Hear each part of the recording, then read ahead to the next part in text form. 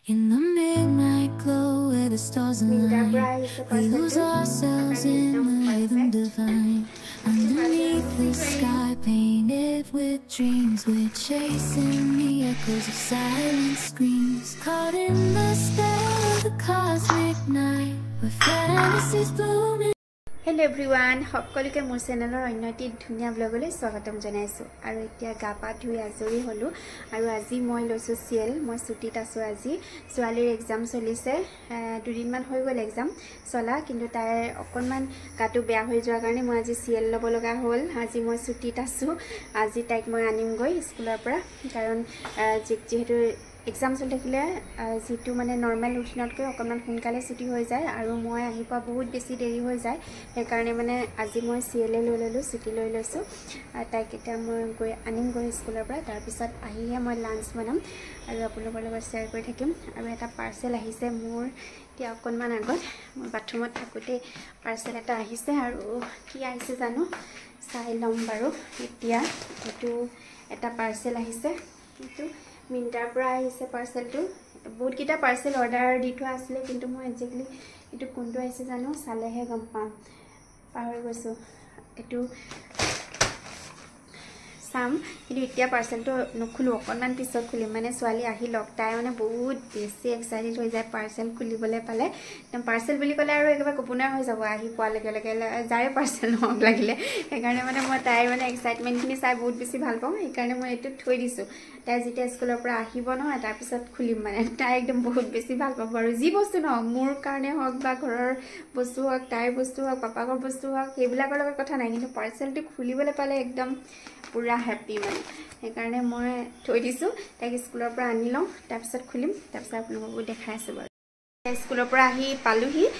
মানে বৰষুণ নহয় আমিও ঘুমাইছো একদম ঢলঢলকে বৰষুণ দিছে যেনে তেনে নীতিটাকে আজি বাচিছো আৰু জামৰ কথা ক'ব নালাগে একদম এনেকুৱা জাম লাগিছে নহয় সবফালে মানে মোৰ মাথাটো ঘূৰাই যায়গে সঁচাকে বেমাৰ আজাৰ থকা মানুহে ভেলিডি স্কুলৰ পৰা ল'ৰা-ছোৱালী আনিব নোৱাৰে দেই একদম সঁচা কথা কৈছো মানে জাম লাগে নহয় কবলে বাকি নাই মানে দুটা তিনটা ট্ৰাফিক পুলিচও মানে কন্ট্ৰোল কৰিব নোৱাৰে মানে ইমানে জাম লাগে সব ফালৰ পৰা মানে অৱস্থা নাই যেনে তেনে আহি ঘুমাইছি বৰষুণটো তিতা আগে যেনে তেনে যেনিবা ঘৰটো পালোহি আহি পিনে আমি এতিয়া পাৰ্সেল আনবক্সিং কৰি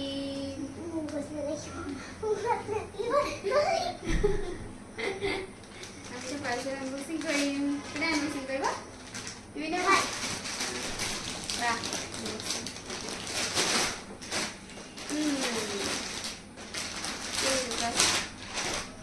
क्या है ले Betsy no क्या listen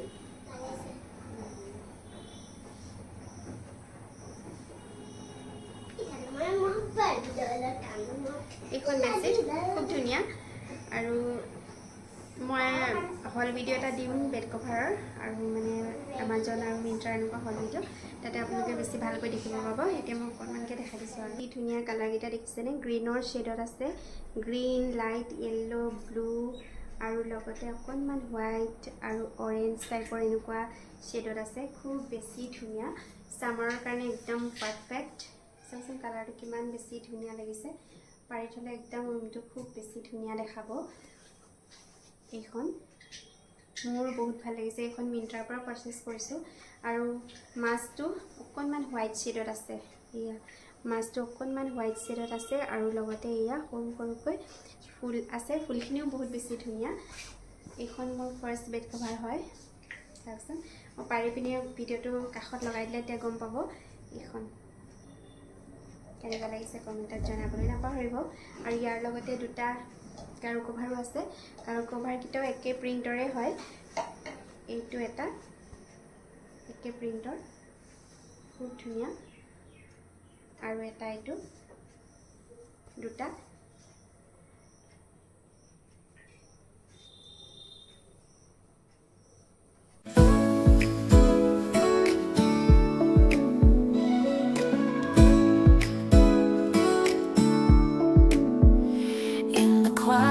Of the morning when the world begins to wake there's a standard set in heaven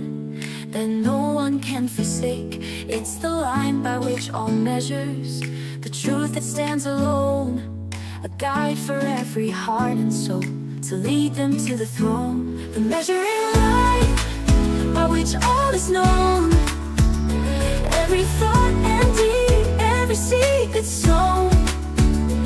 It's the truth that never wavers, the light that never dims, in the hands of the Creator who forgives our sins. From the depths of ancient wisdom to the pages of today, this line is drawn with justice in every word we say. It's a measure of our kindness, a balance of our grace, reflecting every action in the mirror of His face. The measuring line by which all is known, every thought and deed, every seed that's sown. It's the truth that never wavers, the light that never dims, in the hands of the... Examot খাবলে সময় নহলে ন এতিয়া ঘৰত আহি tiffin খাব লগা হৈছে ইমান লিখিব দিছে না দেখা বা তুমি ডাঙৰ ছোৱালী নিচিনা পেপাৰ দিছে একদম দীঘল দীঘল পেপাৰ বাপৰে ইমান উপা কোৱেশ্চন তুমি যে লিখিব পাৰিছা ইমান কোৱেশ্চনৰ এনসাৰ এখন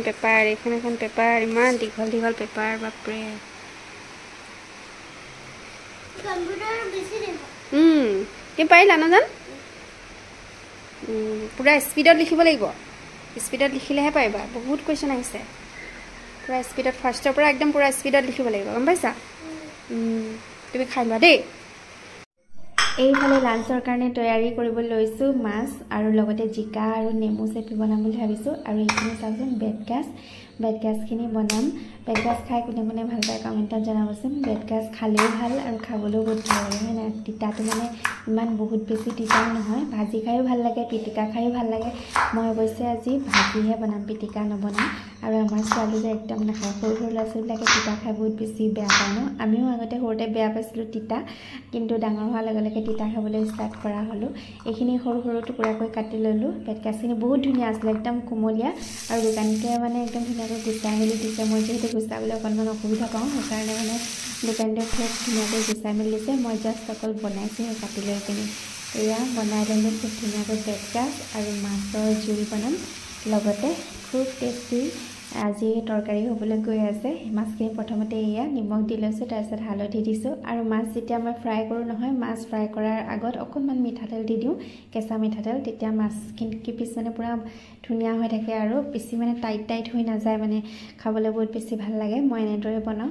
মাছ কিছুমানে যিবিলাক মাছ ফুটে সেইবিলাকত মিঠাতেল দিয়ে কিন্তু মই মাছ ভাজিলে এনেকৈ অকণমান কেঁচা মিঠাতেল দি লওঁ তেতিয়া মোৰ মাছ পিচ মানে বেছি ভাল লাগে একদম ধুনীয়া অকণ তেতীয়া নিচিনা হৈ থাকে ভজাৰ পিছতো ভাল লাগে আৰু এয়া মাছ পিচ ভাজি লৈছোঁ আৰু ইফালে মোৰ বেডগাজখিনিও ৰেডি হওঁ হৈছে আৰু খুব ধুনীয়া আজি লাঞ্চ হ'বলৈ গৈ আছে